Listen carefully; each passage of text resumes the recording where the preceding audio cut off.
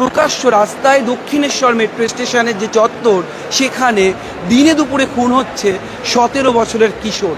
হ্যাঁ, কিশোর বলাই ঠিক হবে, তার কারণ মাত্র তার বয়স 17 বছর, এমনটাই খবর পাওয়া যাচ্ছে পুলিশ সূত্রে। আমরা এই মুহূর্তে রয়েছি দক্ষিণেশ্বর মেট্রো স্টেশন চত্বরে।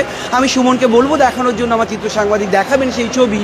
মেট্রো স্টেশন চত্বরে দূর থেকে যতটা দেখানো সম্ভব যে রক্তের ছোপ ছোপ যেমন রয়েছে, তেমনই কর্ডন করে ঘিরে রাখা হয়েছে এলাকা। ইতিমধ্যেই পুলিশ আধিকারিকরা সেই যে ঘটনাস্থল অর্থাৎ প্লেস অফ অকুরেন্স, সেই সমস্ত জায়গা কিন্তু ঘিরে রেখেছেন।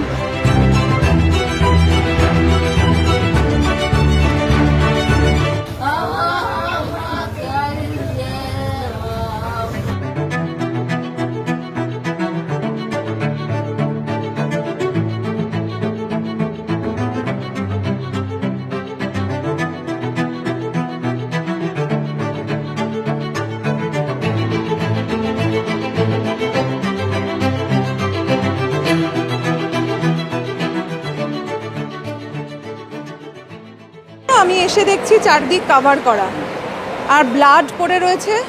আমার এখনও গায়ে কাটা দিচ্ছে। জাস্ট তার কিছুক্ষণ আগে বাচ্চাটিকে নিয়ে চলে যাওয়া হলো, 17 বছরের বাচ্চা। তার বন্ধুরা মিলে, তারপরে যেটা শুনলাম যে তার বন্ধুরা মিলে তাকে, আর কি বলবো, আমি 17 বছরের ছেলে মানে সে আমার সন্তান তুল্য, তো তাকে মার্ডার করে যাওয়া হয়েছে এবং মেরেছে। বোধহয় বচসা হয়েছে বন্ধুদের মধ্যে, এখন তাদের রিভেঞ্জটা এরম লেভেলেই পৌঁছেছে যে মেরে ফেলছে।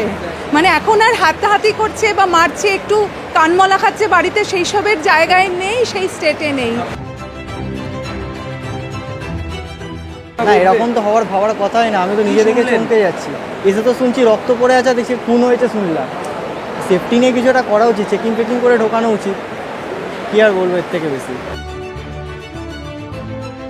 শুনতে পেলাম পাবলিক এসে চিল্লালো, ওই ছেলে মার্ডার হয়েছে।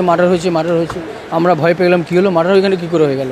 তারপর বেরিয়ে দেখলাম সব যে যার ছুটছে ওইদিকে ছুটছে। বেরিয়ে দেখলাম ব্লাড টিকিট কাউন্টার থেকে নিয়ে এখানে অব্দি ব্লাড দেখলাম।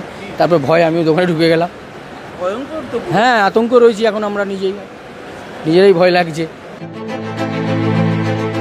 এখানে খুব ভালো ছিল, কারোর সঙ্গে কোনো ঝুট ঝামেলা হতো না। এখানে বাড়ির পাশেই সবসময় থাকতো। পড়াশোনা করতো বাগবাজার হাই স্কুল। আচ্ছা, বলছি যে আক্রমণটা করলো তাকে কি, তার সাথে কি বন্ধুত্ব ছিল?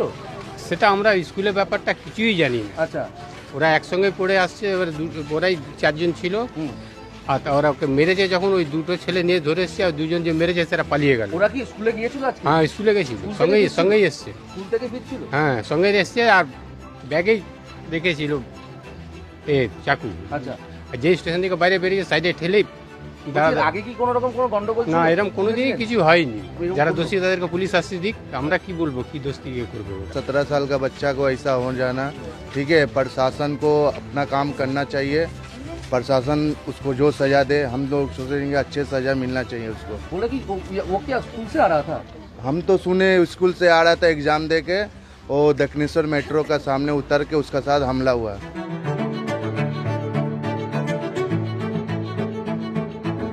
এখন স্কুলের নাম বলবো না, একটা স্কুলেরই 4-5 ছাত্রটা তোমার শ্যামবাজার মেট্রো ধরে আসলো এখানে মোটামুটি 2:15 নাগাদ।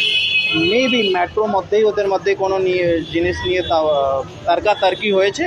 যখন এই তোমার মেট্রো থেকে বাইরে বেরোনোর সময় ওদের মধ্যে আবার তর্কাতর্কি হয়েছে। ওর মধ্যে একটা ছেলে যে সেন্স ডিজিজটা আছে, ওকে ছুরি মেরে দিয়েছে।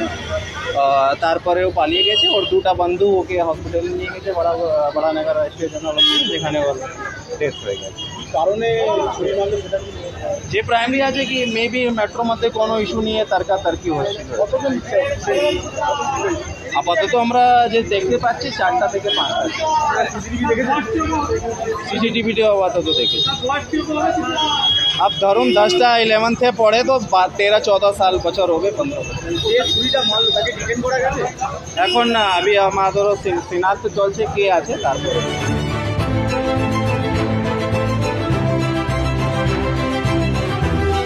পুলিশ যেমন এলাকা ঘিরে রয়েছে, সাধারণ নিত্যযাত্রীরা তারা বেশ আতঙ্কিত।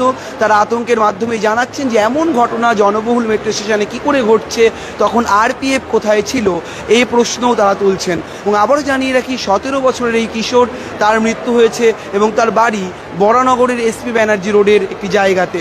এবং সে নাবালক, স্কুলে পড়ে কিনা সেই বিষয়টি এবং তার বাড়ির যে ব্যাকগ্রাউন্ড, কী কারণে এই মৃত্যু বা কী কারণে এই খুন, প্রকাশ্যে কী কারণে এইভাবে তাকে খুন হতে হলো, সেই বিষয়টিও কিন্তু খতিয়ে দেখছেন তদন্তকারী অফিসাররা। ক্যামেরায় সুমনের সঙ্গে রমেন দাসের রিপোর্ট, সংবাদ প্রতিদিন .in।